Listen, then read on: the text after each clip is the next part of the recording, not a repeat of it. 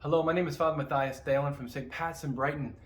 Today we're talking about principle number 1 in the RRM vision, specifically the line that says the pastor has a charism of leadership and leads out of a leadership team.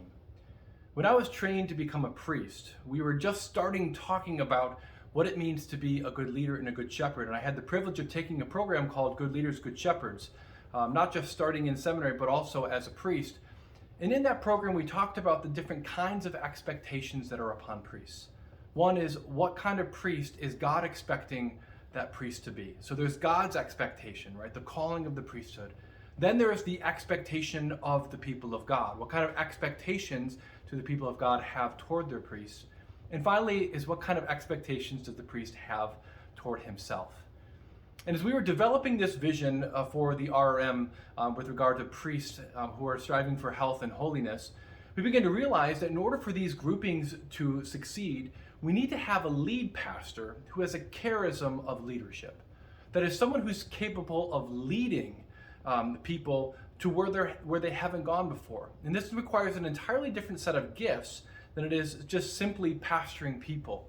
And so leadership essentially is catching a vision from the Lord, that is like discerning this vision from the Lord, and sometimes that comes in and through our bishop, right?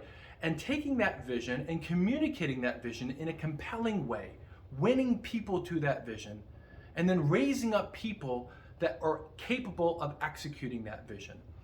And so in these groupings, we need to have priests who are capable of doing that, and not just capable of doing it, but who enjoy doing it. And this is something that we really need to recognize that is necessary. And sometimes I can say as a priest, it's difficult to attain that kind of leadership, especially if we haven't really been prepared for it.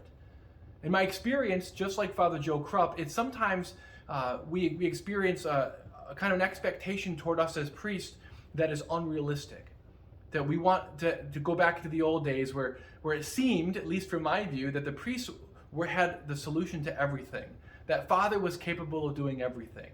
And yet, in order for this vision to succeed, we need to have leaders that are capable of raising up other leaders to do the work of ministry. It's not simply up to Father. That's actually a kind of a clericalism for us to think that Father needs to do everything, that we're, as the laity, just simply to be passive.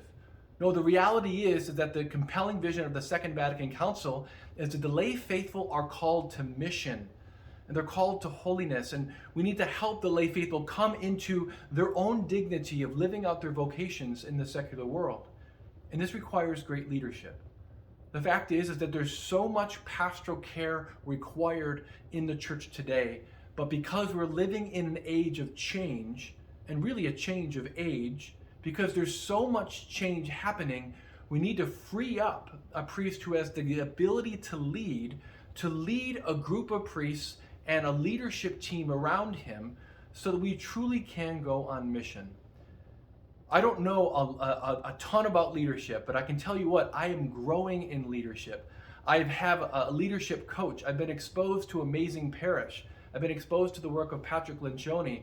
And I can tell you, I've learned so much about what it means, not just to be led, but to lead other people.